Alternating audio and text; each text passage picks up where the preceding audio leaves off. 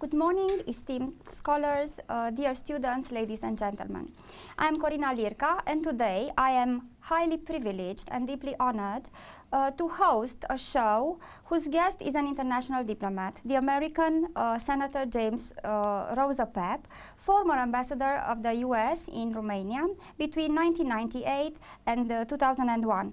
Welcome, Your Excellency. Thank you. It's a pleasure to be here. I am most grateful for your coming to the program. Senator, we all found out today during the awarding ceremony something very impressive about your activity.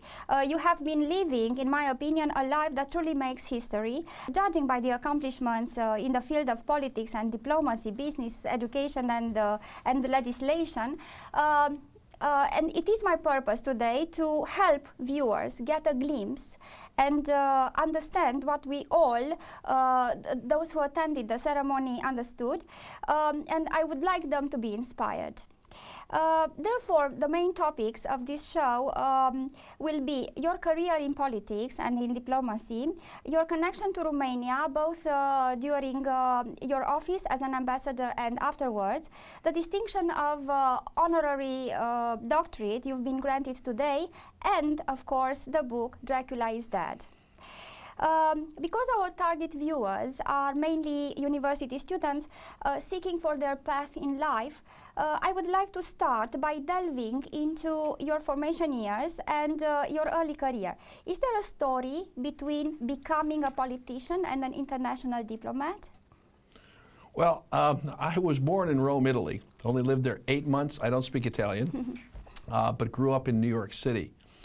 But really was interested in government and politics and public issues since I was really a very young person. I actually held up a sign at a rally for John Kennedy when he was running for president in 1960 when I was a very, very young boy. So I've been interested in public affairs for a long time. My involvement with politics really began in the Maryland State Legislature back in the 1980s. And I served in the Parliament of the Maryland state for 11 years, and then had the opportunity, President Clinton appointed me as ambassador here. And it was because, from my point of view, of my interest in international relations, but also my interest in the change from communism. I mean, for many Americans, the collapse of the Soviet Union, the end of the Warsaw Pact, the fall of the Berlin Wall were very, very meaningful for us. They weren't just meaningful for people here, because in the United States, people, as I was growing up, were afraid of the Warsaw Pact, were afraid of the Soviet Union, and felt they were a threat to us, not just to Romania.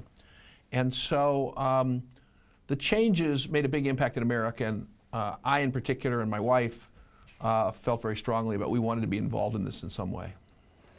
Yes, you mentioned the fact that during the Clinton administration you were appointed ambassador here. Right.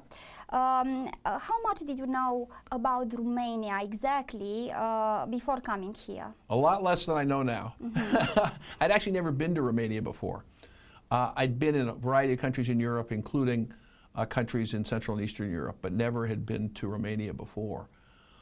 So what I knew about Romania, I would say, was what most Americans know about Romania, which is Dracula, Nadia Comaneci, Ceausescu. Yeah. I knew those things like all Americans do. And I knew that Romania was a big country. That's important. Sometimes it can seem like Romania is a small country, but I remember telling someone in the State Department that Romania at that time was the fourth largest former communist country. And they were like, really? And I said, Russia, Ukraine, Poland, Romania. They said, what about China? I said, China's still communist. So I knew that, but I didn't know the people, I didn't know the culture, I didn't know the things that I learned as ambassador. Yes. While you were here, you acted like a perpetual student because you were That's very kind. Yes, you were a very active ambassador who traveled the country, who met people from all fields of activities, from all walks of life, which was very, very democratic, and from people of all ethnicities. And you also initiated many projects of economic, cultural, social, political cooperation between the two countries, and you helped stimulate the growth in the growth of trade between the two nations. My question is, now looking back to those years, what was it like to hold office in this particular country of Europe at that particular time? And I mean the fact that Romania was going through transition. Absolutely. Yes. Well, a couple things. I mean, one, from the point of view of politics, even in 1998, when I first arrived, Romania was a very democratic country. I know, because I talked to many Romanians about it when I came here, and I would say, it seems like you have a very strong democracy here. They would say, no, no, no, no, no. We don't have a strong democracy. It's not like the United States. They would say, you know, in the United States, they would say in Romania, the politicians are just worried about the next election. And I'd say, that's true in the United States too. And the reason is because there is a next election. You need to worry if there's no next election. And I came in 1998, just 2 years after President Iliescu had lost re-election to President Constantinescu. Peaceful transition of power. That's a big deal. And so that was one piece of it. The democracy was very strong when I came. It's very strong today. The economy was obviously in very difficult shape 20, 23 years ago. It was in recession. It was a big downturn. Lots of people being laid off from state companies. So it was a very, very tough time. And obviously Romania's come a long, long way since then. Yes. In 2001, your diplomatic mission here ended. Yes. And I'm wondering whether there was anything that you took back to the US from Romania, something material maybe, or cultural, or culinary, or axiological, anything that you borrowed from this country? Many icons. Mm-hmm. We actually, my wife and I collected icons, and we have a whole wall in our house of icons. So that would be a good example. Mm-hmm. And in terms of Romanian cuisine? Cuisine, well, it's hard to bring food back through U.S. Customs, so we didn't actually bring food back, but we got a taste for Romanian food. And so certainly it's easier to get Romanian wine than it is other things, but that's one of the reasons we always like to come back to Romania. Yeah, wonderful. We are at a university here, and you are no stranger to issues of higher education. On the contrary, I'd say, in fact, they even call you an education champion. Because upon your return to the US, you were appointed to the Board of Regents of the University System of Maryland, which governs 11 state universities, also other higher educational centers, and a research center in the field of environment. Right. Now, what are the problems, or what were the problems in higher education in the US, and how does this committee, this board, address them? Well, I would say the biggest challenges when I was on the board were financial, as they are in Romania, is making sure we have enough investment in education, not just at the kindergarten through elementary and secondary level, but at the university level, is always a big challenge. And so when I was on the Board of Regents, I was very involved in fighting for money for the university. The other thing that was not so much a problem as an opportunity, and I gather this university is very engaged in it, is it was just the beginning of the digital era and of universities providing courses online. And so I was very involved in encouraging the University of Maryland to make education available to a wider number of people over a wider geographic area by using the internet that way. Yes.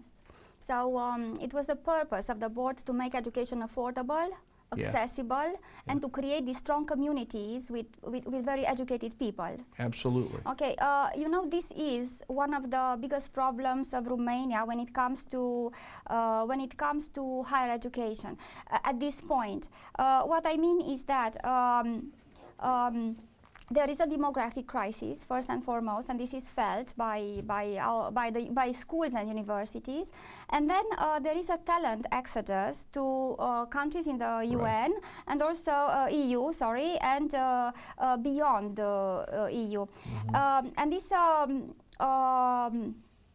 You know, the consequence of these two matters are connected with the standards of education and employment in Romania, and the pension system is also very much affected. What is the solution from your perspective as a legislator, as a politician with lots of experience in this field of social matters? Well, I'm not sure I'm not sure I have a solution, and you understand the problem better than I do. A part of it, I think, is straightforward in the United States and in Romania, is simply the public sector needs to maintain its commitment financially to education. That's one of the problems we've had in the United States, is during the financial crisis 10 years ago, many states, but not Maryland, cut back budgets to universities very dramatically, and many states have not restored them. And so tuition paid by students went way up. And now we have, I don't know whether you know this, in the United States today, we have more student debt than we have home debt, because students have had to take out so many loans to go to college. That's not good. It's not good for the economy. It's not good for the students. And so funding is clearly a significant issue. Yes, I understand. And it would help very much here as well. Even after your return to the US, you remained very much involved in a large number of projects meant to strengthen the relationship between Romania and the United States. One of these projects is Alianța. Yes, and you are one of the founding fathers. Yes, along with Ambassador Mark Gittenstein, who was President Obama's ambassador to Romania. He was really the founder and chairman, but I worked with him. Yes. Yes, and you are the chair of this organization now. Yes. Could you tell us a little more about this enterprise? Sure. It's an NGO in the United States of Americans who are interested in Romania. It's individuals, it's professionals, it's academics, it's business firms, it's anybody who's American. In some cases, Americans who've adopted Romanian children, Americans who've married Romanians. If you have an interest in Romania and you're American, we want you.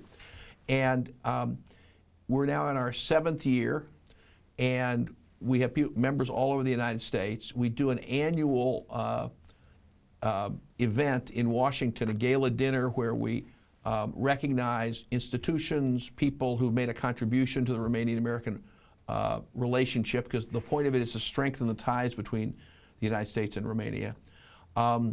We've honored, for example, former President Bush, who was very involved in getting Romania into NATO. But last year we honored the Ford Motor Company, because it's the 10th anniversary of their investment in Romania. This year we're actually honoring UiPath, which is this very, very successful Romanian-created IT company that now has a huge footprint in the United States. We think of American investment in Romania, but we're now talking about Romanian investment in the United States. So we want it to go both ways. That's great. Now, so you kept in touch with what's going on in this country, despite the fact that you left office almost 20 years ago. Yeah. How do you see the future of Romania? You were very optimistic when you left. I was. I'm still very optimistic. Wow, that's great, because we, from the inside, we feel that there are some issues that are quite difficult, and one of them is this one, the emigration of talents, and not only, and the corruption is another. Although probably things are going to change, because the young generation has decided to do something about this now. What is the future of Romania from this moment on, in your opinion? I'm very optimistic, as I said. I mean, I think economically it continues to have a fast growth rate. Standard of living continues to go up. From a democratic point of view, while there are other countries in the region where democracy is going down, Romania has a very strong democracy. Very vigorous debate. You know it better than I do. You hear it on television every day.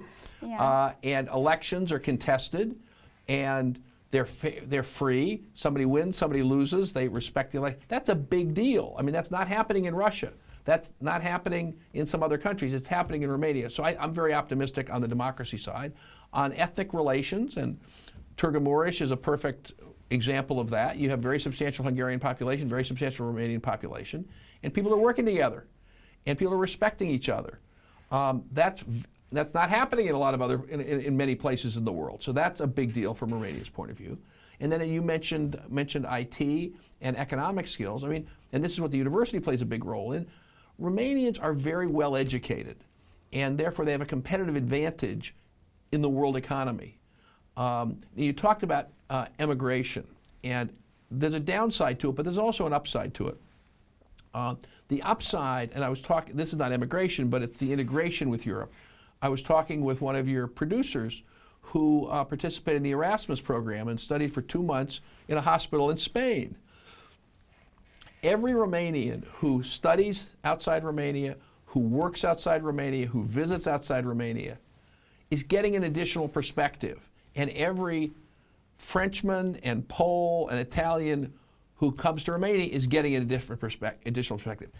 That's what the European Union really is all about. It's not just about trade. It's not just about a political arrangement. It's about people getting to know each other, learning from each other. And Romania is a big part of that. I think that's really going to be good for Romania. Yes. You mentioned Târgu Mureș. Clearly, you are familiar with this town. And it is my opinion that this is not your first time in Târgu Mureș, right? No, but it's probably my second or third time. You mentioned the book that my wife and I wrote, Dracula is Dead. We talk a little bit about one of our visits here. I spent about, I don't know, less than a week, 3 or 4 days, visiting secular land, and visited here, and then Harghita and Cavasna. And I also visited here, I think before that, Senator Frunda, who was the senator from here and then was a member of the European Parliament. He invited me up here early in my tenure, and I came up and visited some of your schools, visited some of your factories, and got to know a little bit about Târgu Mureș. Yes, but today you are here on a very special occasion. Right. In recognition of, and I quote from the Laudatio delivered by Associate Professor Cristian Boeriu, in recognition of exceptional work and professionalism and remarkable achievements so far, the Senate of the University of Medicine, Pharmacy, Sciences and Technology of Târgu Mureș awarded you the title of Honorary Doctor, also known as Doctor Honoris Causa. How do you feel about this? I'm very moved by it. I mean, it means a lot to me. This is a very fine university, and the fact that they wanted to recognize me means a great deal, and it gave me an opportunity to come back to Târgu Mureș. Yes, you are a champion of cooperation. You are a champion of building bridges, and of connecting people, organizations, and even nations. Will there be any further collaboration with this university? Well, I'd look forward to it. I've had a chance to talk with the rector a little bit about his interest in more cooperation with American universities, and I think folks have some very good ideas here, and I'm very interested in trying to explore that. Wow, we are looking forward to having you here again, and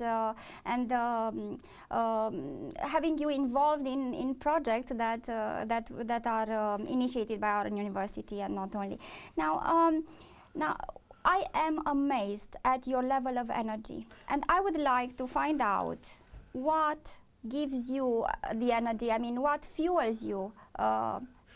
I think you said it earlier, which was a very kind statement, that I was a perpetual student. I think it's curiosity. I think that's where my energy comes from. It's a big world, and there's lots to learn and lots of people to learn it from. So it's curiosity. I think it's curiosity. Yes, but I hope you agree with me that we are body, mind, and spirit. What do you feed your spirit so that you are able to manifest so much generosity, so much altruism, so much devotion, so much curiosity? What do you do? I don't know, probably my parents. That's probably what I attribute it to. And I was thinking about that today. I'm sorry my parents weren't here to see this. They would be moved, very moved as well. And very proud, I'm absolutely sure. Thank you. Do you happen to have a certain morning routine? Or? Yes, it's not a good one. Oh. I sleep until I get up, and then I get up and I don't jog. I don't do any of the things I should do. So I'm not a good model for that. So you try to get plenty of rest. I try to get plenty of rest. That's fair. That's fair. I do try to get plenty of rest. I take rest pretty seriously. But that's a very serious. It's a very good habit, I would say. Thank you. Yes.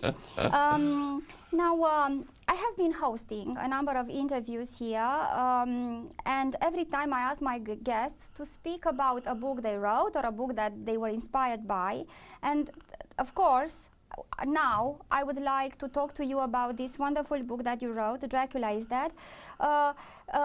In fact, you co-wrote this Yes. book together with your lovely wife, Yeah. journalist Sheila Cast. Can we start from the title a little bit? Sure. Yes. Well, Dracula is Dead. There was a commercial reason for it because Americans know about Dracula, so it got people's attention. Yes. And then what did Dracula do? Dracula's alive, Dracula's coming, Dracula's leaving, but Dracula is dead. So we felt it was truthful. So that's sort of where it came from. But we thought it gave people a sort of humorous, easy entry into thinking about Romania. Yes, indeed, it is a catchy title. I mean, from the very moment I heard this title, I couldn't forget it. I'm glad to hear that. I will Yes. share that with my wife. Okay, and then I just want to say that when I heard this title, I thought that the choice is very much connected with the purpose of this book to overthrow the many prejudgments and the many misconceptions in connection with this country. And you not only overthrow these, you also highlight the strengths and the opportunities this country has to offer. And you ended up speaking so highly of Romania, even more than than Romanian people would do. Yes. Well, it's what we saw. We reported what we saw. We reported what we thought was important to share with Americans. I mean, I do think Americans know so little about Romania that simply explaining what we saw was valuable, and I think people appreciate it. But I also think, very frankly, in terms of thinking about how Romanians look at Romania, I think one of Romania's limitations is Romanians don't talk up their country enough. You talk to a Frenchman, France is the best place in the world. You talk to a Pole, Poland's the best place in the world. Talk to an American, America's the best place in the world. You talk to Romanians, they don't immediately say Romania is the best place in the world. And so I think a little more optimism, and Romania is looking at what's so good about Romania, all the stuff we talk about in the book, and Romanians know it, but I think it's important to talk about it more. Yes, I totally agree with you on this issue. The moment I realized that Romanians don't appreciate their country as much as you two American people did, something came to my mind. Familiarity breeds contempt. I understand. And we have the tendency to take for granted so many things that we are given at birth and we didn't pay anything for, like our bodies and our minds and our intelligence and our country and our family and so on. Absolutely. You're exactly right. And I think that's a very good advice. Yeah, so you are teaching us a very important lesson. Thank you. Thank you. The interview is coming to an end now, and I would like to invite you to deliver a message to our viewers that are students and scholars and also citizens, please. Absolutely. Well, I guess I would simply say this. Romania is a wonderful country. You have a great opportunity because you're Romanian. You have a great opportunity here at this wonderful university. I'm sure you'll make the most of it. Part of it is academic, and you have great opportunities here to learn in all the academic areas and your professions. But you also have an opportunity to learn about each other. And I think that's really one of the biggest benefits that students get at any university. And that's people who are like you and people who aren't like you. As I understand it, almost 10% of the students here at Universitate are from other countries. What a great opportunity. And also because you're part in the European Union or the Erasmus program, you have the opportunity to study in other countries in Europe. Take advantage of it. I learned so much from going abroad from the United States and living in Romania. I think you will tremendously benefit from exposing yourself to other people, other cultures, other countries. Thank you for the honor of being here with us in the studio and for sharing your thoughts and your feelings and your experience with our academic community. And also, thank you for being Romania's loyal friend. Cu plăcere. This is the end of the show. I am CORINA LIRCA, and my guest today was the newest member of our academic community, His Excellency James ROSAPEPE. Thank you for watching. Have a wonderful afternoon.